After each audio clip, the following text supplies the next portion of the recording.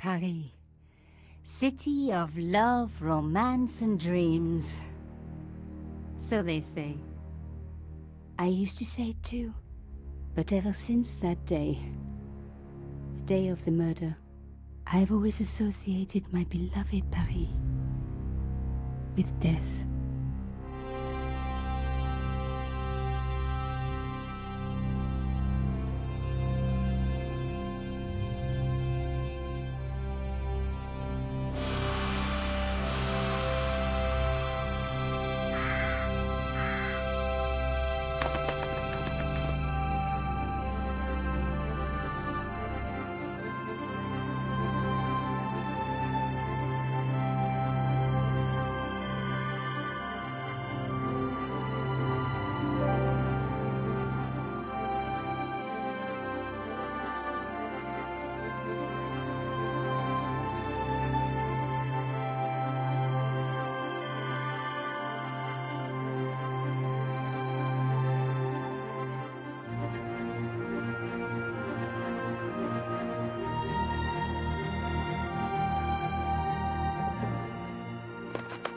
I was at home having a bath when my editor called.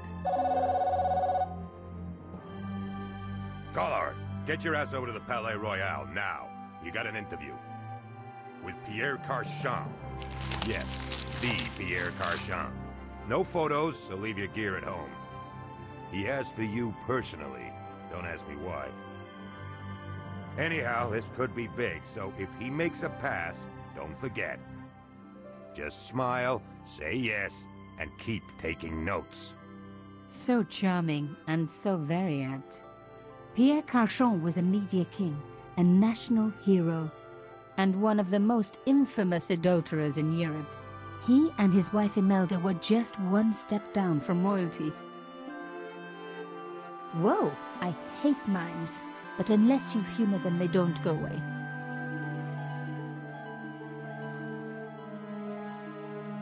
Here I was, the palace of the Media King and the Ice Queen. I pressed the doorbell and set in motion a chain of events which would change my life forever. Yes? What is it? Madame, my name is Nico Collard. I'm here to see Monsieur Carchon. Come up, we're on the first floor.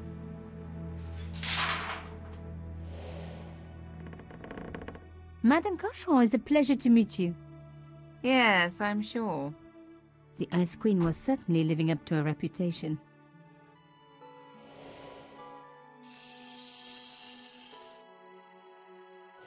Will you be staying for the interview? Mademoiselle, I know little of my husband's business affairs, and I care even less. I certainly have no intention of watching him pore over yet another pretty little journalist. Pretty? You're too kind, madame. Ah, the talented and very beautiful Mademoiselle Collard. Such a pleasure to meet you at last. Monsieur Carchon, I am honored. Oh, I'm sure you are. Call me Pierre, please. But I do not flatter you idly. I was a friend of your father. He was a great man. My father? He never mentioned. He and I were very close. And then his death. So tragic. I must... Imelda, your damned cat's in my study again. Another Ming vase, I suppose. Excuse me for one moment, my dear girl. You journalists are getting younger each year. Perhaps it's the rest of the world getting older, madame. That was no cat. My God, what? Monsieur Carchon!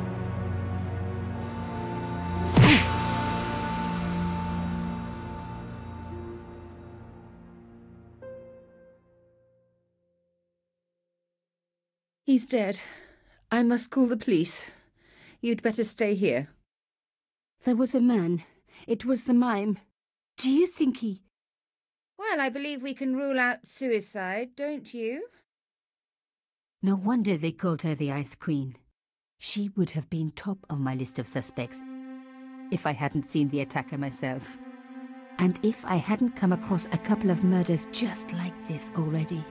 One of the most important men in Europe murdered And here was I, Nico Coulard, alone at the scene of the crime. Should I wait for the cops? Or start my own investigation? It was a no-brainer.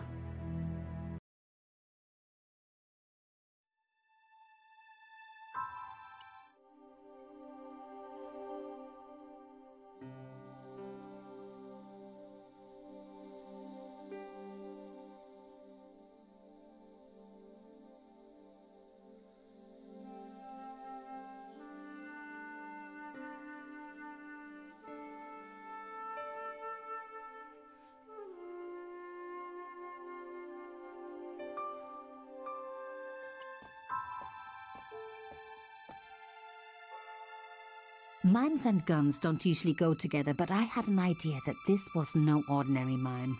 I'd come across this murderer before, and written about him. The costume killer, at least that's what I'd called him.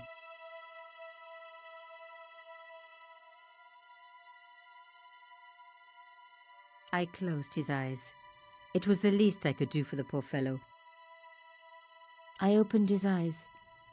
Best to leave the crime scene as I found it. I closed his eyes. It was the least I could do for the poor fellow. I opened his eyes. Best to leave the crime scene as I found it. Some people hate searching corpses for clues. Me, I'm okay with it. Reminds me of an old boyfriend. In his pocket, I found a ticket stamped Bateau de la Conciergerie. Taking the ticket meant I tampered with the evidence. There was no going back now.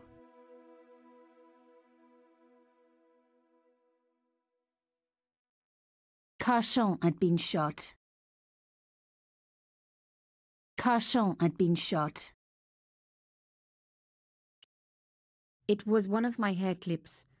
My favorite, in fact. It must have fallen when I was knocked down. I closed his eyes. It was the least I could do for the poor fellow.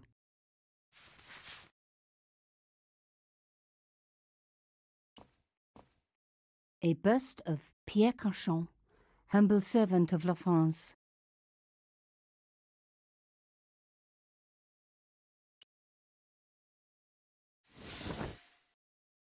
A small round piece of glass had been cut out of the pane. This was a professional job.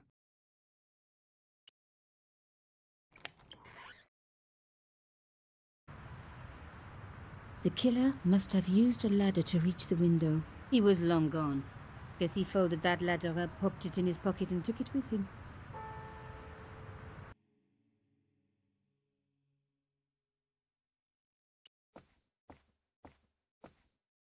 The bookcase was filled with obscure first editions.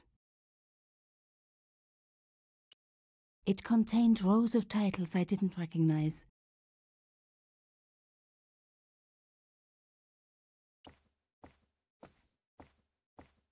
Pierre Carchon again. His eyes seemed to follow me around the room.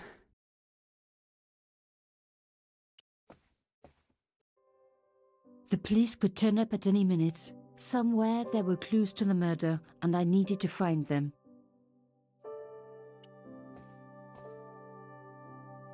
The door was locked.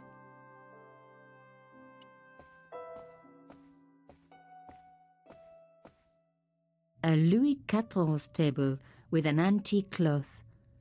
Imelda had taste. But hey, with a husband that rich, taste is easy. I reckoned that cloth might just turn out to be useful.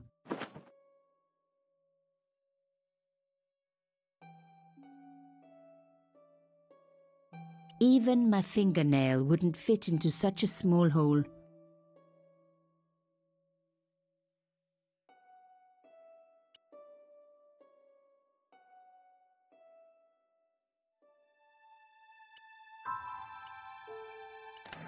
Aha!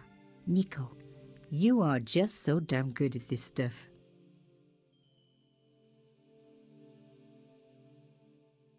Instead of comforting Imelda, I was ransacking her flat. Why? Because there was something going on here, and I had to get answers before the cops arrived. And hey, she'd been rude to me, so she had it coming.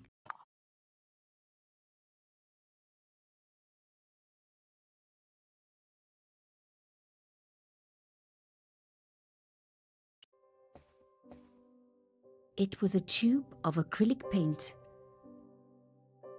Just the color I was after for my bathroom. I'm sorry, I have to go. Someone is... Young lady, what are you Oh, this paint. It's my favorite color. For God's sake, keep the damn stuff. Imelda had talent, but I certainly wasn't going to tell her that.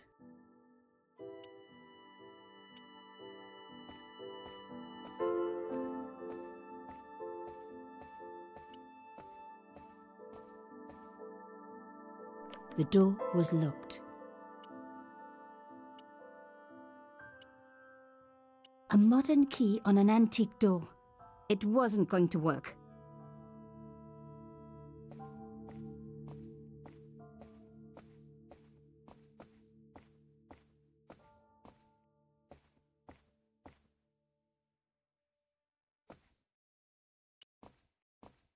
I thought of leaving, but was sure there was...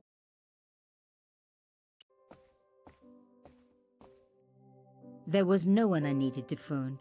Not until I had solved this case. Excuse me, madame.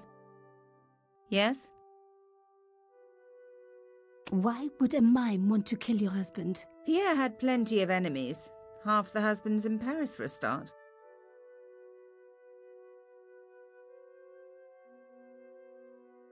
How did your husband know my father?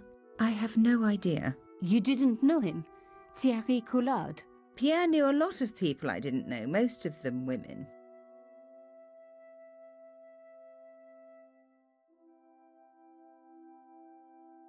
I am so sorry for your loss, madame. No, you're not. You're a journalist. Journalists don't feel sorry. Not true. We shall see.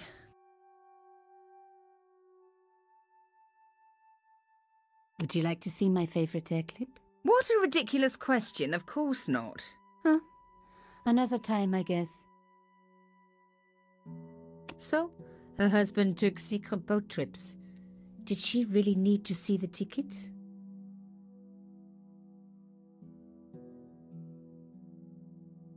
You're upset, madame. Please take this. That is the lace cloth from the table. What can you be thinking?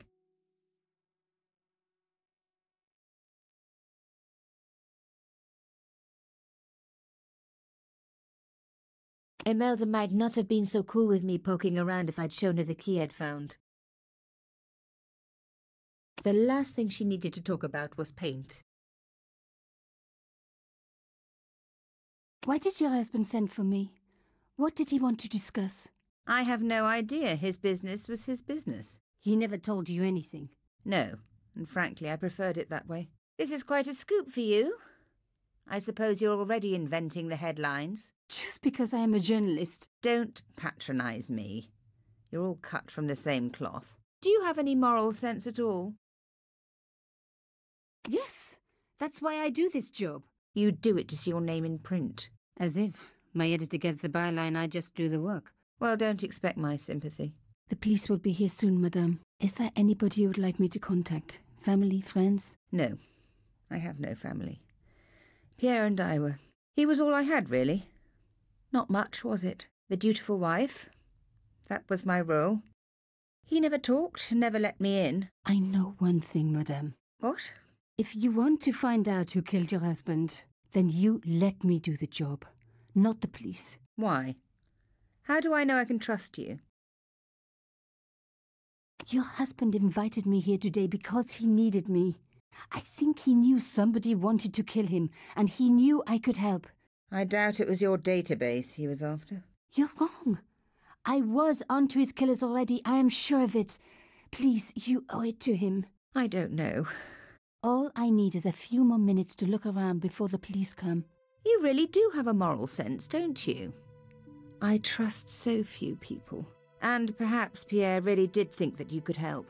Of course it wouldn't have stopped him seducing you too. Here, take this. It's the key to the drawing room next to the library at the end of the hall. It was Pierre's room. I rarely went in there. I couldn't. I was too scared of what I might find. Thank you. I promise you won't regret this.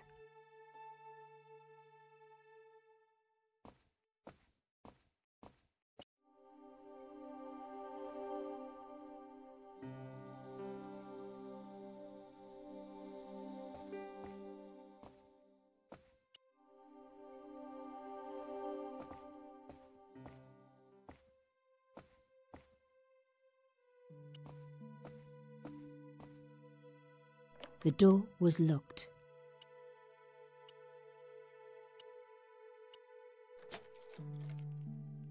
Now we were getting somewhere.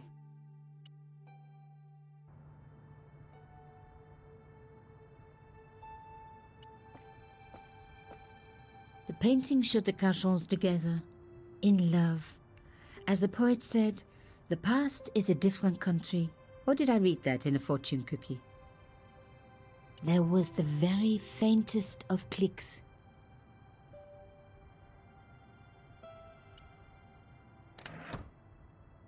Behind the picture was a safe.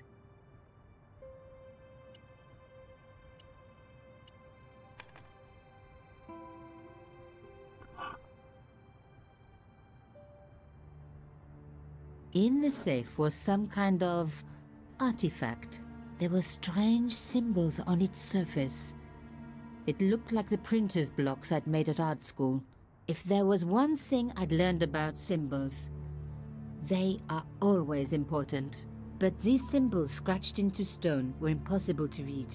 I needed to find a way of printing them. At least the stone was round. But what could I use for ink? And what could I print on? Sure, I was stealing, but I knew Imelda didn't know about the artifact, and Carchon was past caring.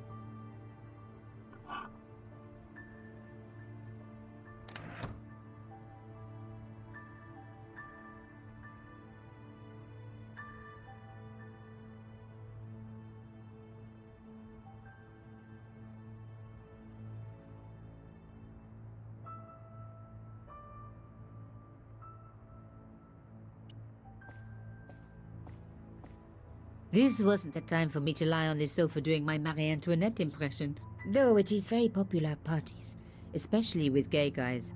Don't ask me why.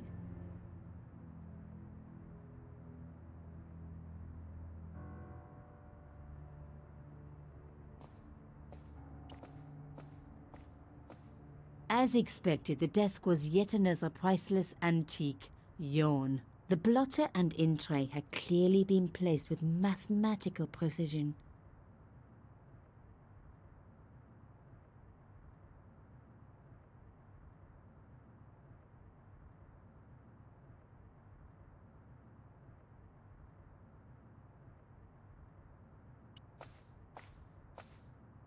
I didn't need a sheet of blotting paper. Not while it was blank.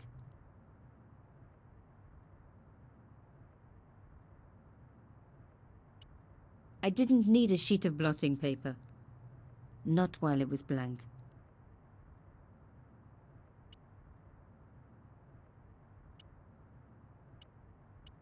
The blotter was flat already.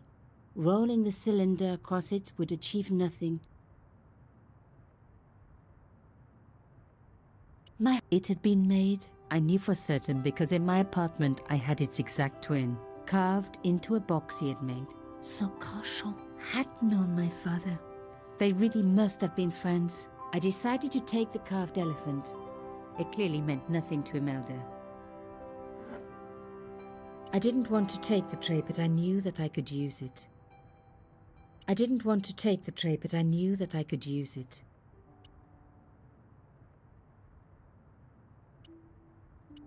Rolling the cylinder in the tray for no good reason would be just plain silly. No.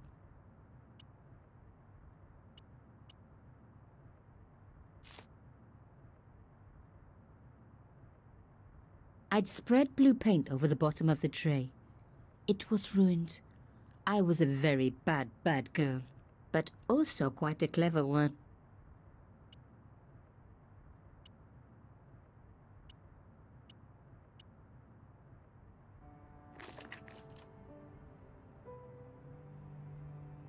I rolled the artifact in the paint until it was completely coated.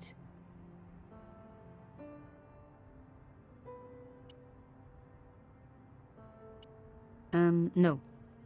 An antique tray with paint spread all over it. Not a lot I could do with that. An antique tray with paint spread all over it. Not a lot I could do with that.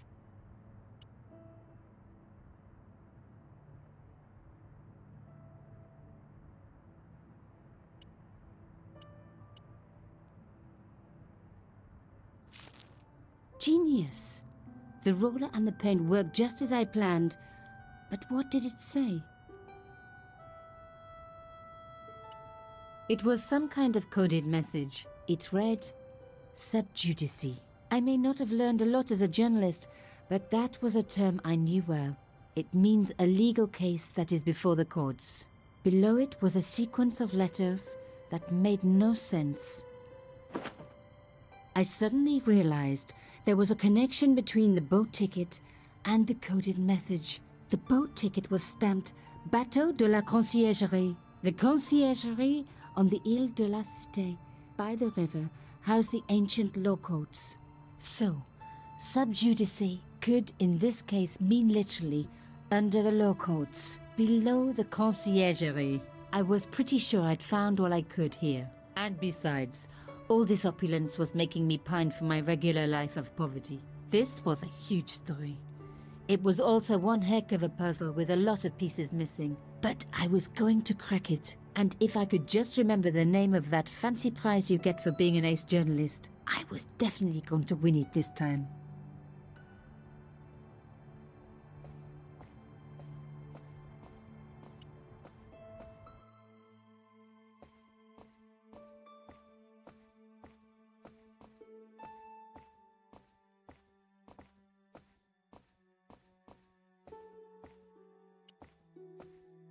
I couldn't leave without saying goodbye to Imelda.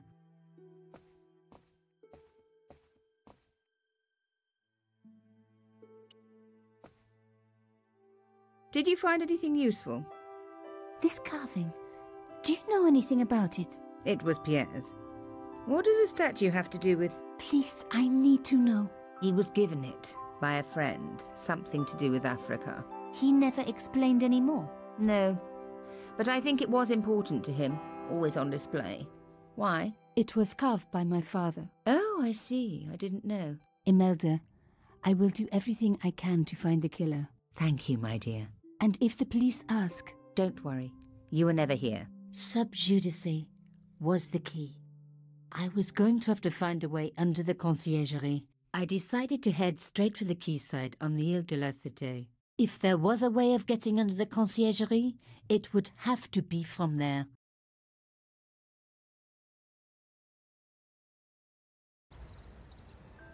Canchon wasn't the type for messing about on the river. He was up to something down here. Something that got him killed.